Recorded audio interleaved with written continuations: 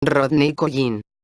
La teoría de la influencia celeste. Capítulo 6. La armonía de los planetas. 1. Las octavas planetarias. En el capítulo 4 se consideraron como una fuerza única las influencias combinadas de todos los planetas. Ahora debemos ver cómo los reflejos de los planetas individuales, cambiando constantemente en su ritmo y modificando asimismo su relación con todos los otros, se combinan para crear a cada momento una escena nueva y un nuevo estado de ánimo. Con anterioridad tratamos de observar desde un lugar donde el tiempo estuviera detenido y en que el pasado y el futuro de los mundos resultaran sólidos e inmóviles.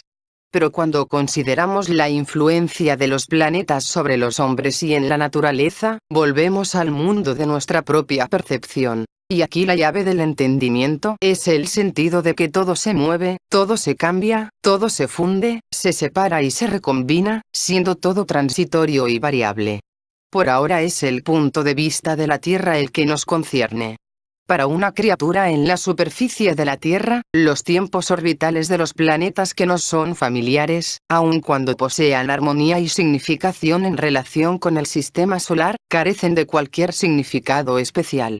Lo que tiene importancia es su relación con la Tierra.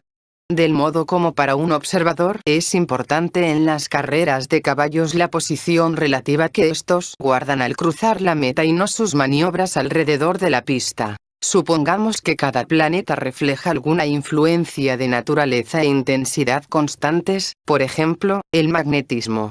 Para los seres sensibles en la Tierra, esta influencia debe variar, no de acuerdo a la posición de ese planeta en su propia órbita, sino de acuerdo con su distancia de la Tierra y el ángulo que hace en relación con ella, siendo el último la medida de la velocidad a la que se acerca o se aleja. En términos de brillantez, esta variabilidad es conocida para cada hombre de campo que observe el cielo nocturno de una estación a la otra.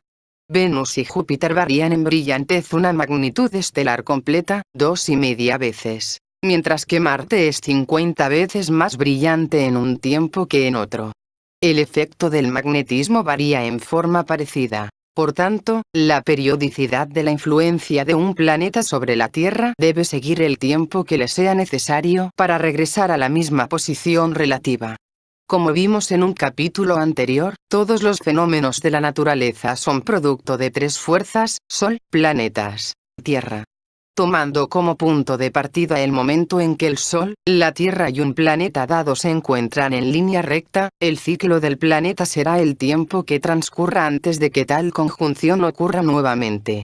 En otras palabras, es el intervalo entre los momentos recurrentes en que estas tres fuerzas actúan en el mismo sentido. Pero en los cielos hay combinaciones mayores y menores de fuerzas, y también conjunciones mayores como menores. En tanto que el poder de la influencia de un planeta seguirá en general la periodicidad de su simple conjunción con el Sol, una condición exactamente similar solo se repetirá cuando la Tierra, el planeta y el Sol se sitúen en igual relación con la Vía Láctea o zodíaco. Siendo la posición relativa del Sol con el zodíaco reconocible para nosotros mediante la sucesión de las estaciones, se infiere que esta completa relación solo hace recurrencia cuando la conjunción planetaria se presenta exactamente en la misma estación en que lo hizo originalmente. Es por esto que en cada planeta hay un doble ritmo de influencia, un ciclo menor de su conjunción con el Sol, incluido dentro de un ciclo mayor donde esta condición está todavía más acentuada por la vuelta a la misma relación con el zodíaco. Un cierto y diferente número de ciclos menores ocasiona para cada planeta un ciclo mayor. Y, como veremos más tarde, la total combinación de esos ciclos forma una notación extraordinariamente matemática o musical. Podemos trazar una tabla de conjunciones menores y mayores de acuerdo con las cuales puede esperarse que la influencia planetaria sea creciente o amengüe. Por tanto, Mercurio y Venus repiten su efecto máximo cada 8 años, los asteroides cada 9 años, Júpiter cada 12 años, Marte cada 15 años y Saturno cada 30 años. Si estos varios ritmos se sobrepusieran, encontraríamos una serie muy interesante de intervalos armónicos desarrollándose en el tiempo, cada etapa de la cual está marcada por la conjunción mayor de uno o más planetas. Para los planetas interiores, encontramos además una serie de tiempo más corto que no se basa esta vez en su conjunción mayor con el Sol y el zodíaco, sino en su conjunción menor con el Sol y la Luna. Esta segunda serie se mide naturalmente a sí mismo en meses lunares, 29,5 días, y no en años solares. Lo primero que nos sorprende es que esta segunda serie es una repetición exacta de la primera, estando todas las cifras simplemente multiplicadas por 3 1/3. Estas dos extrañas e irregulares progresiones, aunque aparentemente independientes, son las mismas. Además, ambas pertenecen a una serie armónica que hemos conocido antes. Por tanto, ya existe un estudio por el cual la serie 24, 27, 30, 32, 36, 40, 45, 48 nos es familiar. Estas cifras, consideradas como vibraciones, representan el valor relativo de las notas de una escala musical mayor. Y súbitamente recordamos viejas historias en que esta misma escala musical, achacada por la leyenda a los pitagóricos, fue inventada por una escuela especial de astrónomos y físicos, para hacer eco a la música de las esferas. Resulta ahora claro que esta no es una leyenda sino un hecho real. La octava o escala musical es una notación de esta armonía de los cielos planetarios, adaptada al ciclo del hombre, eco a su vez de una gran ley que controla el desarrollo de todos los procesos en el universo. En la interacción de lo que creemos que son movimientos fortuitos, se revelan ahora dos octavas musicales perfectas y netamente separadas, desarrollándose eternamente a lo largo de la vida del hombre y de la historia de su raza.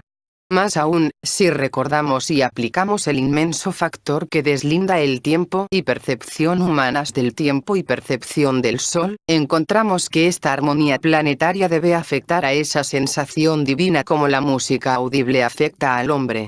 Entre el tiempo humano y el tiempo solar se encuentran 36 octavas. Exactamente el mismo intervalo separa las vibraciones de la música humana con respecto a las vibraciones del movimiento planetario.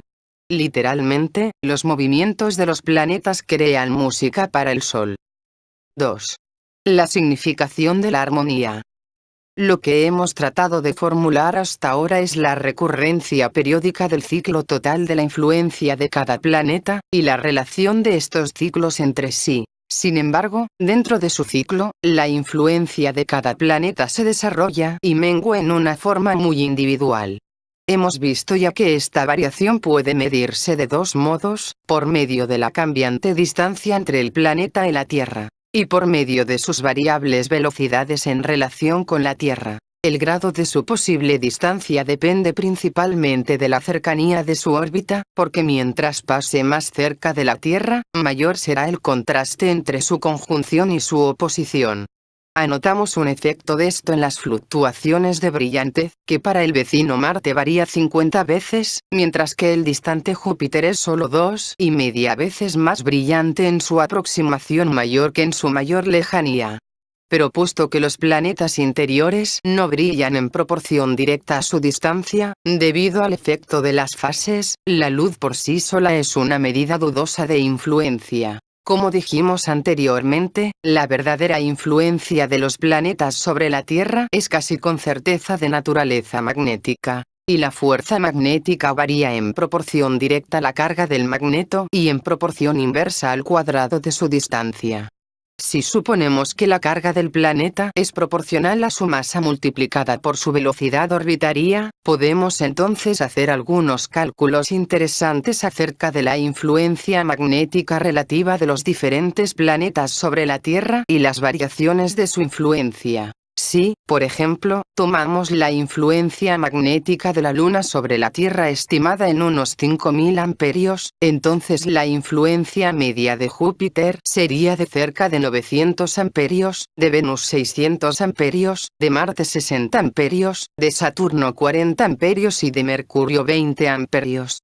La influencia de Urano y Neptuno en esta escala sería poco más o menos 1 amperio. Por otro lado, el monto de variación en su efecto sería muy diferente para los diversos planetas. Marte en su mayor fuerza sería más fuerte que Venus, y en su punto más débil tan débil como Tirano. Su influencia en un extremo sería no menos de 80 veces mayor que en el otro.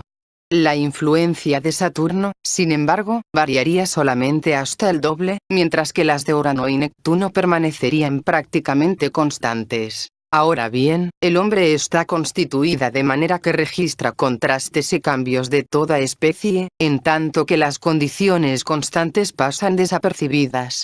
Un hombre que vive en la ciudad sigue en su trabajo sin darse cuenta del bullicio del tráfico, pero se siente muy afectado por un radioreceptor que haga ruido y se calle alternativamente en la casa del vecino.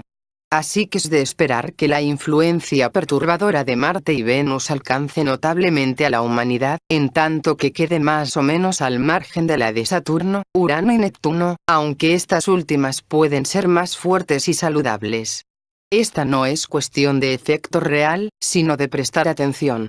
Más tarde veremos que mientras hay mucha evidencia de ritmo en los aspectos violentos y procreativos de la naturaleza, tales como la guerra, la abundancia y el hambre, los ciclos en la esfera del pensamiento, de la aspiración, son mucho más difíciles de reconocer y afectan relativamente a pocos. Por tanto, la variabilidad de la distancia es un índice de disturbio. La otra clase de variación de que hablamos, reside en la cambiante velocidad del planeta en relación con la Tierra. Esta puede medirse más simplemente por el ángulo que forma el planeta con el Sol y con la Tierra. Un pequeño experimento geométrico demostrará que si este ángulo es de 0 grados, cuando el planeta, el Sol y la Tierra están en línea recta, el planeta se mueve paralelamente a la Tierra, por lo que se encuentra estacionario en relación a ella. Por otra parte, si el ángulo es de 90 grados, esto es, que una línea de la Tierra al planeta haga tangente con la órbita de este último, el planeta se aproxima o se aleja a su plena velocidad orbital. Las velocidades entre estos extremos serán proporcionales al ángulo. Otro ensayo geométrico mostrará que solo con los planetas internos puede formarse un ángulo recto. Para los planetas exteriores el ángulo máximo es siempre menor a 90 y decrece continuadamente con el alejamiento de la órbita del planeta. De esto se derivan dos efectos. Mientras más cercano está un planeta al Sol, es mayor su velocidad posible en relación a la Tierra y, consecuentemente, mayor la variación de esa velocidad. Mercurio puede aproximarse a la Tierra a 50 km por segundo, puede permanecer estacionario o puede retroceder a esta inmensa velocidad. Por el contrario, Neptuno solo puede variar entre lo estacionario y 1/7 de kilómetro por segundo en relación a la Tierra. Para comprender el efecto de esta variación, supongamos que el habitante de la ciudad está siendo molestado, además, por un mosquito que revolotea en su oficina. Sentado en su escritorio reconoce instintivamente el grado de peligro por los altibajos del zumbido, porque cuando la velocidad del insecto que se aproxima se agrega a las vibraciones de su nota, ella se comprime o agudiza, y cuando es subtraída, se dilata o se hace grave.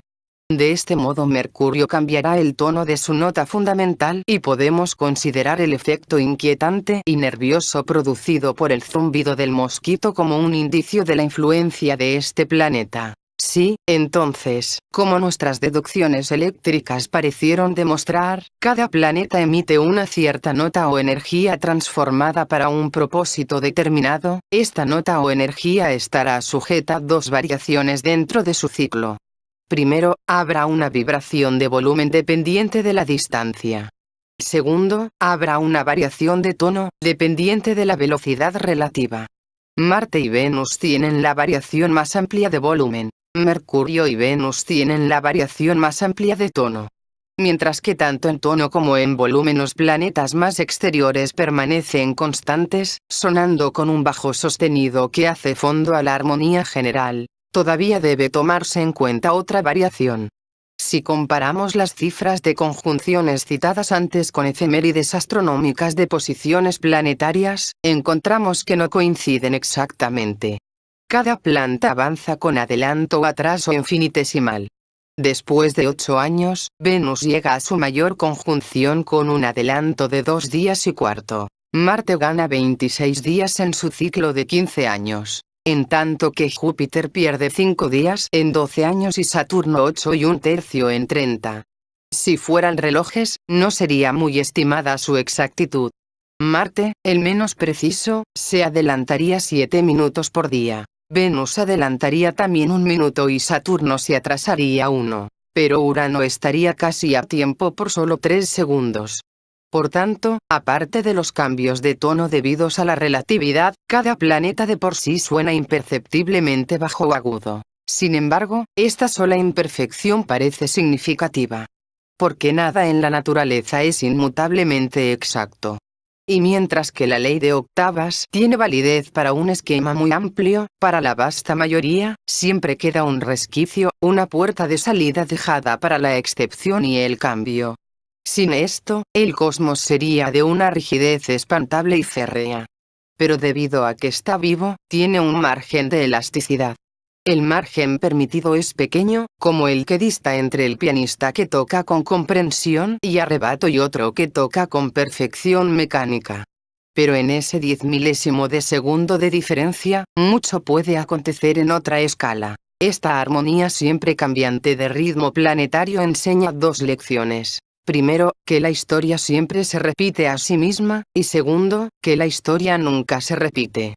Pues, aunque cada ciclo se repite con una exactitud que hace posible calcular las efemérides con 3 años de anticipación y se puede tener seguridad que traerá infaliblemente el mismo delirio por la procreación o la guerra, por la especulación o el suicidio, siempre algún otro ciclo cruzándose diferentemente, acarrea a la escena un nuevo matiz u otras posibilidades. Y aun cuando al final de siglos, todos los ritmos planetarios deben repetirse nuevamente en la misma unida conjunción, todavía así el adelanto infinitesimal de uno o el retardo de otro impide una repetición exacta de lo que ocurrió con anterioridad.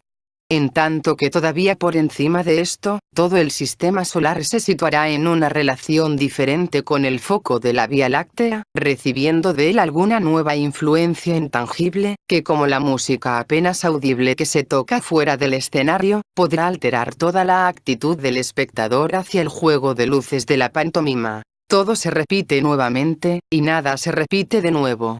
Porque si las grandes conjunciones se repitieran exactamente, entonces todo estaría lo mismo que antes.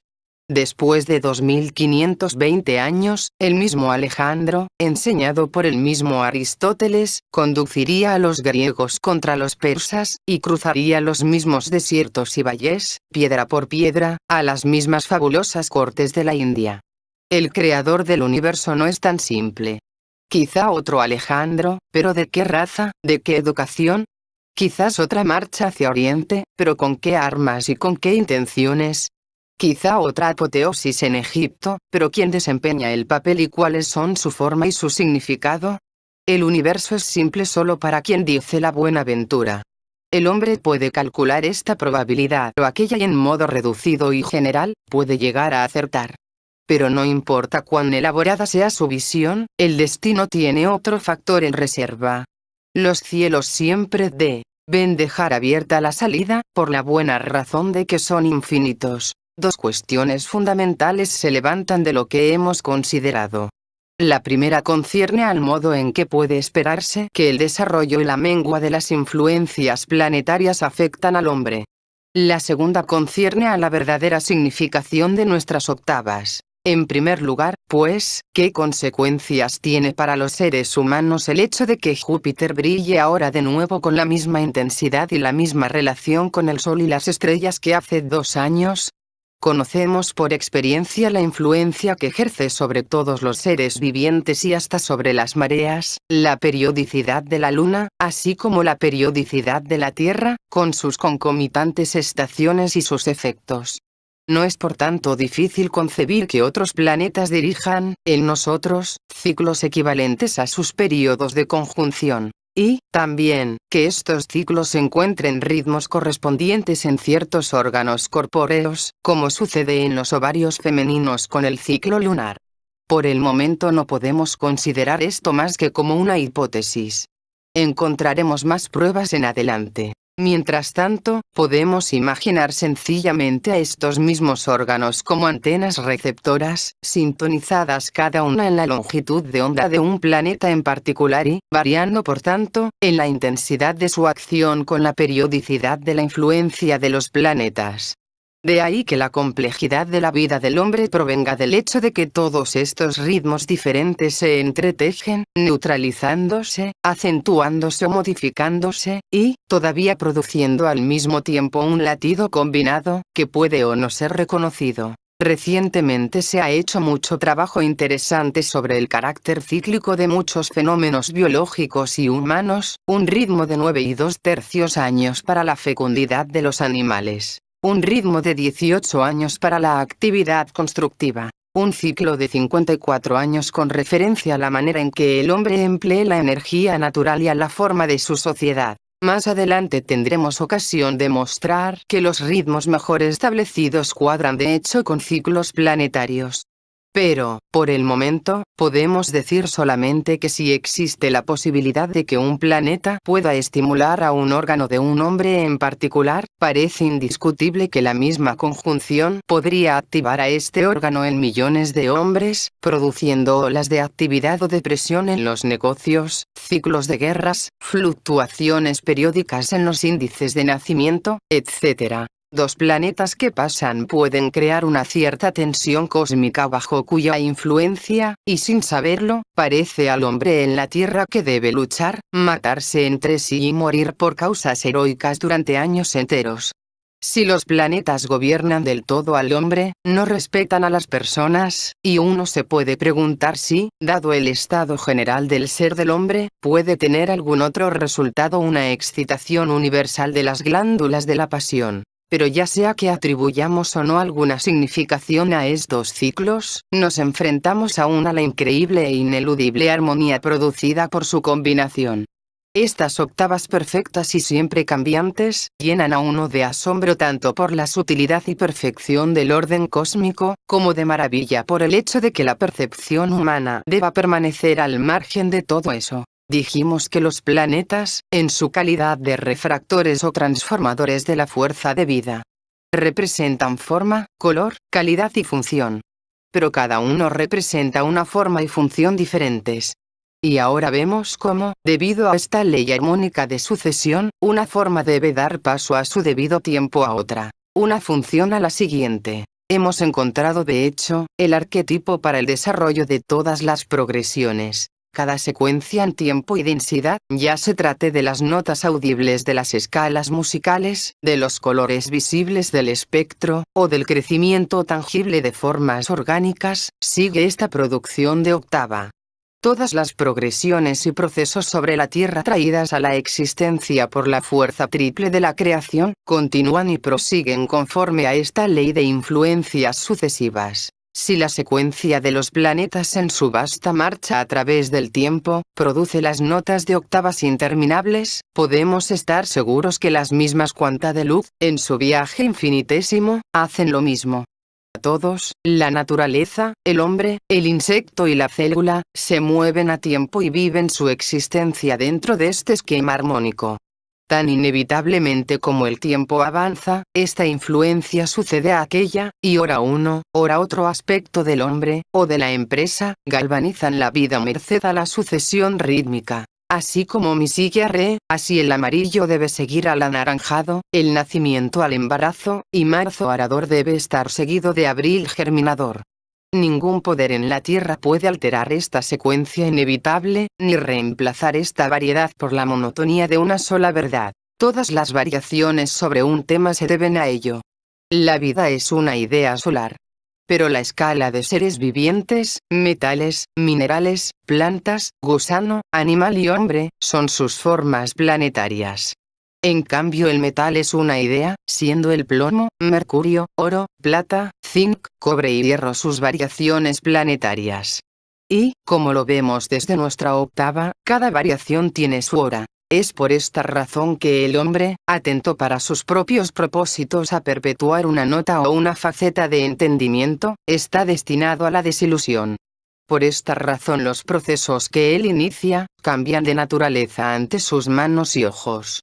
Porque si hoy un planeta mueve su corazón, otro moverá su razón mañana, y un tercero su pasión al día siguiente. El movimiento humanitario que aparece bajo el influjo de Júpiter, se vuelve escolástico bajo Saturno y sangriento bajo Marte. Los cielos tocan escalas en su teclado, y este no puede sonar más que las notas que aquellos ejecutan. Pero nos equivocaríamos si creyéramos que el efecto de esta secuencia se opone directamente a la legítima ambición del hombre. La ley de octavas es una parte esencial de la estructura del universo y se aplica a cada una de sus partes y procesos. A ella se debe esa increíble profusión de color, forma, tono y función que deleita al hombre y lo estimula eternamente hacia nuevos esfuerzos y nueva comprensión. Por tanto, tendríamos que estar equivocados al interpretar la idea de influencias sucesivas desde un punto de vista moral, o viendo en ella un determinismo duro e inflexible. Porque el paso de una influencia a otra no solo significa que se quita del hombre mucho de lo que desearía conservar, sino también mucho de lo que desearía desprenderse. Cuando el frío y oscuridad del invierno se vuelven intolerables, es esto lo que trae la primavera. Cuando la doctrina medieval se expande insoportablemente rígida, es esto lo que acarrea el Renacimiento. Y cuando parece cierto al hombre que nada de lo que descubra puede salvarlo de la estupidez de su propio afán destructor, esto es lo que le asegura que los cielos deberán despertar a su tiempo otro aspecto de su naturaleza, brindándole una oportunidad fresca e inimaginable. 3. La circulación de la luz, visible e invisible. Si consideramos a la Luna y los planetas en relación con la Tierra, y nunca debemos olvidar que este es el único punto de observación desde el que el estudio científico del sistema solar se ha hecho siempre, se encuentra que corresponden naturalmente a tres grupos. A. Visibles a simple vista dentro de la órbita terrestre, Luna, Mercurio, Venus. B. Visibles a simple vista fuera de la órbita terrestre, Marte, Júpiter, Saturno. C. Invisibles a simple vista, fuera de la órbita terrestre, Urano, Neptuno, Plutón. Si se objetara que la percepción humana provee una evidencia muy arbitraria para una clasificación, debemos replicar ahora que no es tan arbitraria como los científicos están inclinados a creer. Como establecimos en el capítulo 2, un hombre es un cosmos, cuyos tiempos y percepciones contienen una definida relación cósmica con los tiempos y percepciones de cosmos mayores o menores. Luego su percepción, por su sola limitación, tiende a dividir los fenómenos de un modo significativo o no accidental. No es accidente, por ejemplo, que todos los movimientos de desarrollo orgánico y todos los movimientos de los cuerpos celestes permanezcan precisamente por fuera del alcance de su percepción, invisibles para él. La relación de tiempos del cosmos humano tanto con el cosmos de la naturaleza como con el cosmos del sistema solar mecánicamente lo asegura. Por tanto, para descubrir su posición y posibilidades actuales en el universo, el hombre debe retornar al estudio crítico de su desamparada percepción. Ello le mostrará lo que es y desde dónde puede empezar. Pues que telescopios, microscopios, espectroscopios, radio, radar, cinema, etc., de hecho son imitaciones mecánicas de facultades humanas superiores que todavía no llega a disfrutar. El peligro está en que pueden hipnotizarlo en la creencia de que ya posee estas funciones superiores y, por tanto, persuadirlo de que se encuentra en una posición diferente de la que en realidad ocupa. Con tal imaginación de sí mismo nunca podrá seguir avanzando. En todo este libro, por tanto, se hace un llamado hacia la evidencia de la propia percepción del hombre, más tal es la influencia de la ciencia teórica sobre la mente en nuestro tiempo, que en muchos casos ese retardo de percepción tendrá visos de superstición. Veamos, entonces, hacia dónde nos conduce nuestra división de planetas en visibles e invisibles. Vemos de inmediato que esta invisibilidad se expresa a sí misma en múltiples formas. Por ejemplo, los planetas conocidos en la antigüedad no solo son físicamente visibles, sino que sus ciclos se repiten varias o muchas veces a lo largo de la vida de un hombre, y por tanto pueden ser estudiados en todos sus aspectos por un solo hombre. En contraste, Urano, Neptuno y Plutón no solo están físicamente más allá del alcance de la mirada humana, sino que sus ciclos temporales, 84, 164, 248 años respectivamente, también están por encima del alcance de la vida humana. Sin embargo, Urano existe solo un poco por encima de la visión natural del hombre y ya es posible verlo con la vista aguda del mismo modo que su ciclo se extiende tan solo un poco más allá de su tiempo natural de vida y puede de hecho ser alcanzado por un hombre de edad excepcionalmente prolongada. Por tanto, podemos pensar correctamente si consideramos a los planetas tradicionalmente visibles como una octava, y a los restantes planetas invisibles, como la iniciación de una segunda octava. En la misma forma en que los colores visibles tradicionales forman una octava de vibraciones, y la restante radiación ultravioleta invisible es iniciación de una segunda. Posteriormente veremos que hasta dentro de esta octava visible existen ciertos intervalos que están completados invisiblemente, ejemplo de lo cual se encuentra en los asteroides. Esta disposición puede expresarse en un círculo así. Más aún, este arreglo de los planetas en una octava visible y otra invisible, no es peculiar de los seres humanos en la Tierra, sino que resulta de la relación entre criaturas de escala humana y el sistema solar como un todo, no importa cuál parte de él puedan ellos habitar. Por ejemplo, para la percepción humana en el planeta Marte, Mercurio podría haber desaparecido completamente en el brillo del Sol, en tanto que Urano se habría vuelto ciertamente visible. Para la visión de un hombre situado en Júpiter, Venus seguiría a Mercurio en invisibilidad, pero Neptuno a su vez penetraría en su campo de visión.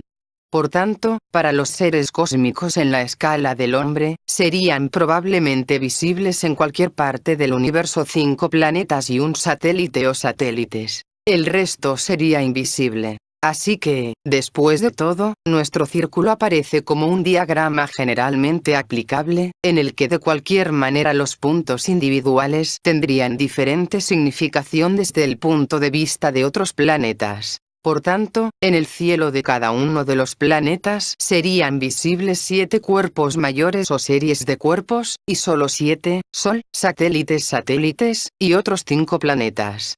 Los 7 visibles desde nuestra Tierra son, por supuesto, el Sol, la Luna, Mercurio, Venus, Marte, Júpiter y Saturno.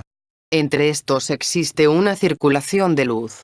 Puesto que es la reflexión de la misma luz solar la que los hace simultáneamente visibles, y la ausencia de este reflejo la que nos hace invisibles a Urano y Neptuno, y, por tanto, fuera de esta particular circulación. Esta circulación de luz es un movimiento desde la máxima brillantez que conocemos, la del Sol, hasta la invisibilidad y, nuevamente, hacia la brillantez. En esa pulsación entre la oscuridad y la brillantez, están constantemente implicadas todas las partes del sistema solar, como todas las partes del cuerpo humano están constantemente implicadas en la pulsación entre las arterias cargadas de oxígeno y las venas carentes de aquel. Pero ¿cómo se efectúa esta circulación? El Sol emite la luz como el corazón bombea la sangre. ¿Pero qué ocurre después? ¿Cómo se manifiesta esta pulsación de lo radiante y lo oscuro? Al círculo que muestra los 7 cuerpos celestiales, permítasenos agregar cifras que representen su magnitud promedio. Después unamos la serie interna y luego la externa en orden de brillantez. Si ahora unimos, además, los 2 puntos más brillantes que representan a la Luna y a Júpiter y los 2 puntos menos brillantes, que representan a Saturno y Mercurio, y si hacemos que el punto de intersección represente en la primera línea la máxima brillantez que conocemos, como es la del Sol, Mach -27,6, y en la segunda el punto de invisibilidad, Mach 6, encontraremos que la figura toda, 14, 28, 57, se ha convertido ahora en una escala corrediza de brillantez. Principiando en el punto de invisibilidad y yendo hacia Saturno, subimos toda la escala de brillantez celeste hasta alcanzar al Sol. Entonces, más allá, declinamos nuevamente hacia el punto de invisibilidad de donde empezamos. Posteriormente, podemos delinear sobre esta línea el encendimiento y apagamiento de los diferentes planetas en magnitud, descrito en la última sección, y mostrar así su movimiento individual hacia atrás y hacia adelante, dentro de la circulación general.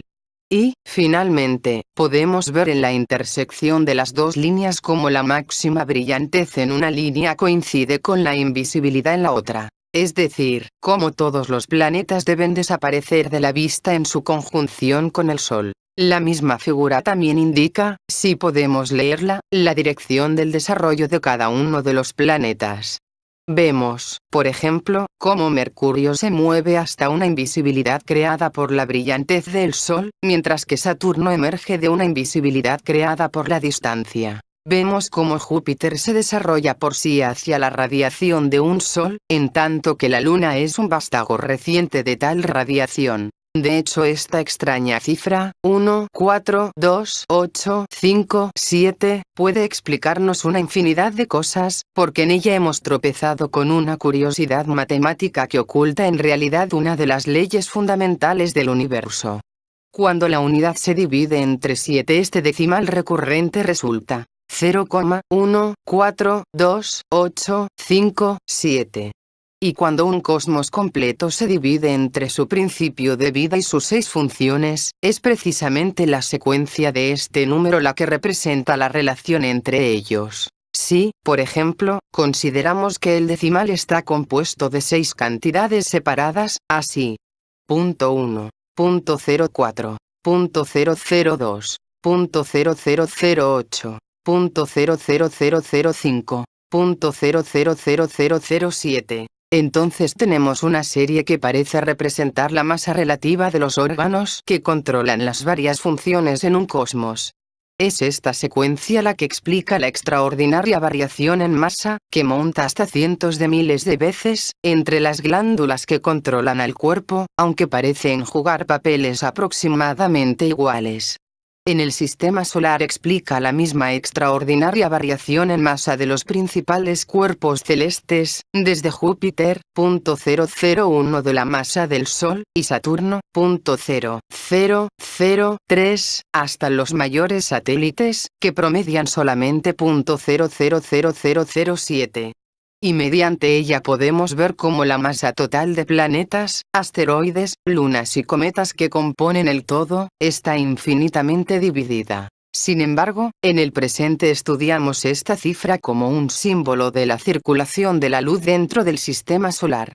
Y ahora vemos que es la circulación de luz la que conecta todas las partes de este sistema con todas las otras partes, la que lleva todas las posibilidades a todas partes.